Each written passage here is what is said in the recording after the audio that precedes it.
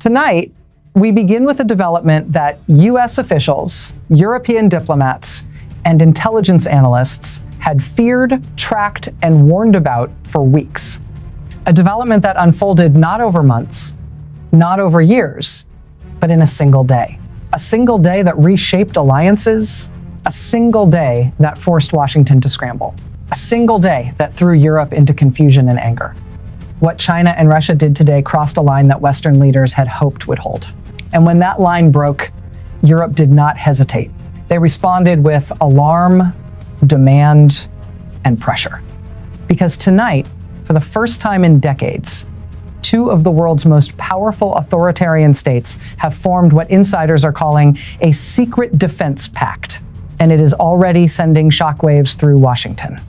For months now, there had been signs, not official statements, not formal treaties, just signals that China and Russia were preparing something unusual. China has been predictable, yes, but they have been aggressively predictable in their unpredictability.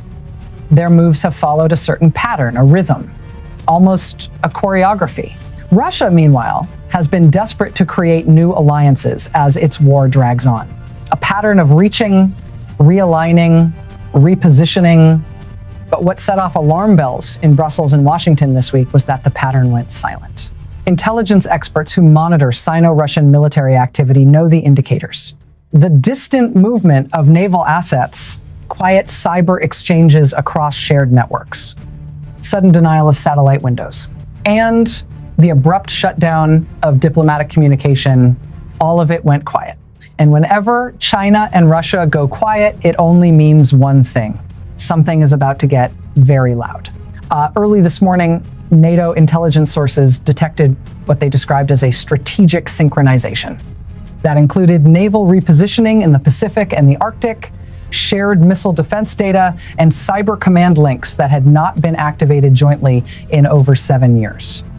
These are the kinds of military assets that China and Russia only activate when they are signaling something specific: power projection, alliance consolidation, strategic defiance. Analysts didn't know which category this fell into or if it fell into all three at once. But what they did know was that China and Russia were changing their military posture.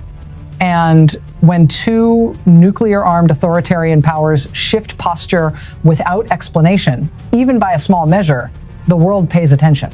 The emergency warning issued by the White House tonight was not normal. It was not routine. It was not symbolic. It was urgent. Intelligence briefers, after a classified Situation Room meeting, described China and Russia's move as coordinated, unusual, and most importantly, strategically aligned in a way not seen in decades. But coordination only works if the other side hesitates. Europe did not. Within hours of the revelation, European leaders demanded immediate clarification. In fact, their response today was among the most forceful we've seen since the early days of Russia's invasion of Ukraine. Here's what we know. Within 2 hours of NATO detecting the data exchange, Europe activated rapid response diplomatic channels, intelligence sharing grids, and emergency session protocols. These weren't normal procedures.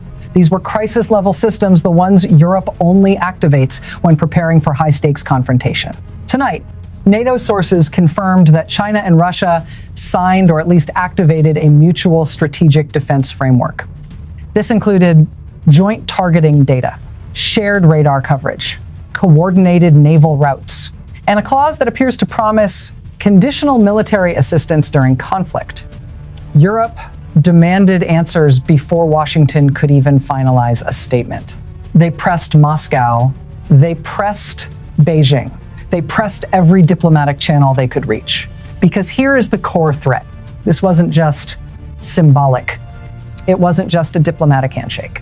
It was actionable.